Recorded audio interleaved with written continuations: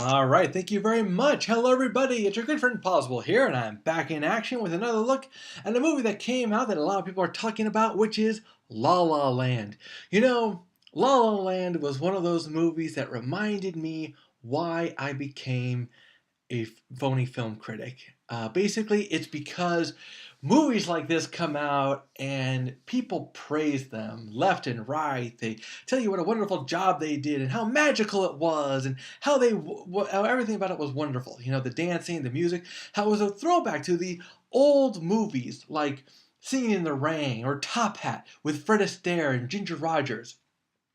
Here's the funny part for me, or maybe it's the sad part for me, because before I saw this movie, just a few days ago, I'm on Netflix, I get their DVDs, and I got Singing in the Rain, and I got Top Hat, and I got to see the singing and dancing movies from way back when, and they were beautiful, and they were magical, and I'm here to tell you that La La Land is not that way, okay?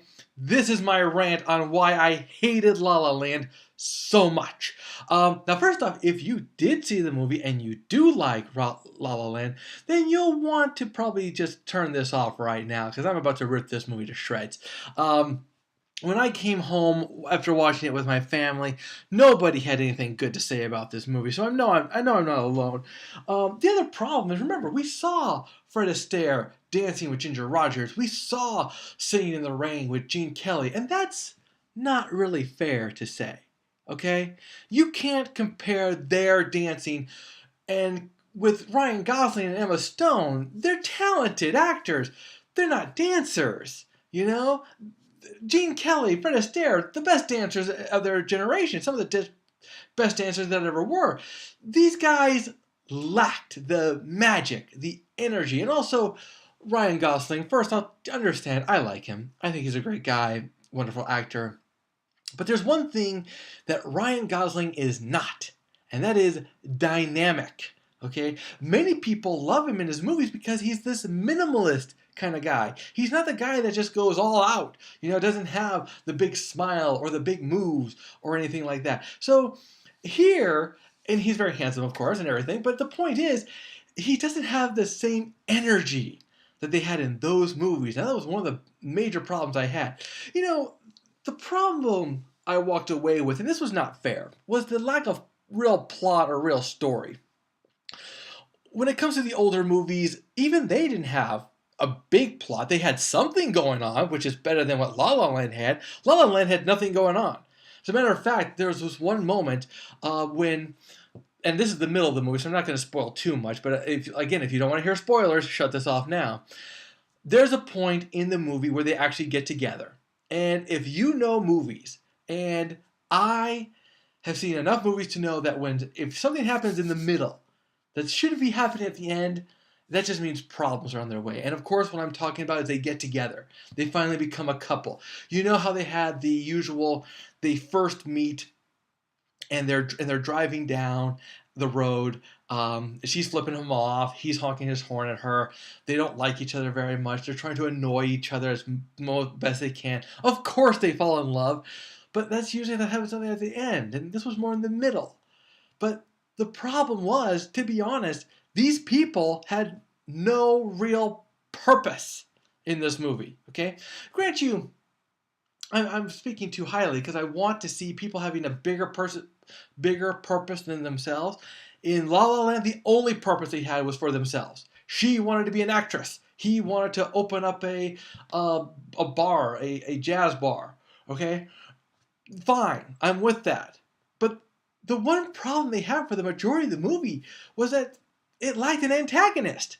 It's like she went and had a bad interview, a bad audition. Fine, but you're an actress. If you're not used to bad auditions, boy, are you in the wrong business. It happens. You get over it. You move on. You get on to the next one. You become a phony film critic. You find another way, in other words, what I'm trying to say. But, I get that they were trying to bring it down to more of a real world. Okay? They didn't want to make it into a movie. As a matter of fact, that's what they tried to do at the end. They tried to have this moment where it'd be like, if this were a movie, this is what would have happened type of deal. they would have wound up together and all that. It's kind of like the what would have been versus what was. And for me, watching this movie was painful because if there's any one thing I will harp on over and over again is that this movie was dull. It was dull. The dancing was uninspired. And that's funny because and don't get me wrong, I haven't really seen very good dancing movies. I don't like the Step Up movies, but I'll watch Fred Astaire. I'll watch Danny Kaye. I'll watch Gene Kelly. You know, the real dancers, the people who have the energy and the enthusiasm and they give it their all. I'm not saying these people did not give it their all. It just wasn't there for me, you know? They threw in a lot of fluff. And that's what this movie was for me. There was a lot of fluff. It was like, let's try to put in a story, now dance. Just make motion. And it looked pretty for a lot of people. And it did look pretty. Don't get me wrong, the scenery is to die for in this movie. If there ain't one thing this movie could have done, taken out the actors, just showing you LA, just showing you the scenery, it would have been fine. You know? But it was their attempt at giving it a story. It was predictable. It was contrived. It's the normal stuff you see in these kind of movies where they're struggling to make it and yet they can't really make it, so they have to sell out. Or they have to go away to someplace else and be something or do something. You know, they have the breakdown moments right on cue. Okay, looking at my watch. I had to look at my watch a lot because I didn't want to watch this movie. You know, I should have known this movie was going to be bad. I should have known this movie was going to make me mad. Why? Because it's an Oscar movie, and I hate Oscar movies. I'm going to do a video here real soon on the movies, the last time I loved an Oscar movie, real soon here. Just so you know, if you don't watch it, because I'm surprised you even made it this far if you did. But this movie was called Chicago. That was the last time I enjoyed an Oscar movie, where I said, oh, that was an Oscar movie. It was good. It got Best Picture because it deserved it. Some people say no. I say yes. I liked it. But then again, I never saw Chicago on Broadway. So I have nothing to compare or contrast it to. This movie just had these beautiful dance numbers surrounded by a lame story, and eventually it got old. Watching these dance numbers was just like, seriously, we're going to do another dance and all that? And then they're like, oh no, let's try to throw in a story and all that. And it just was this a lot of people will say, like, because it's a Hollywood movie, people are like, well, Hollywood movies, you're supposed to go and become famous and successful and all your dreams come true. Very few Hollywood movies are like that. We know that. We see these Hollywood movies, they're tough.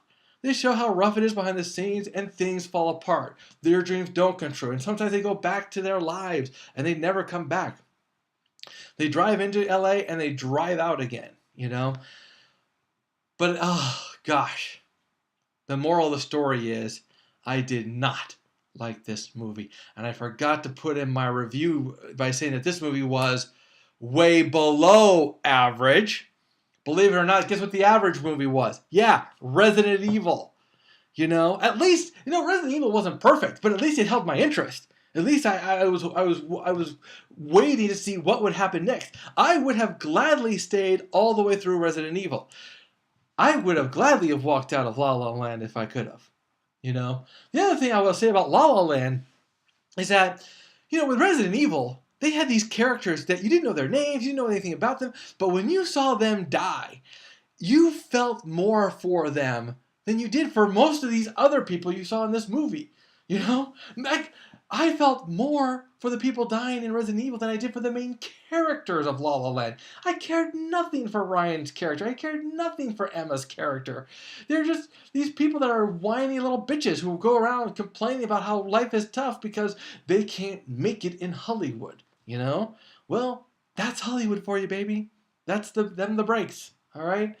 So hopefully my next few movies will be better. Knock on wood. Hopefully they won't be Oscar worthy. Knock on wood. And we will see you at the theaters.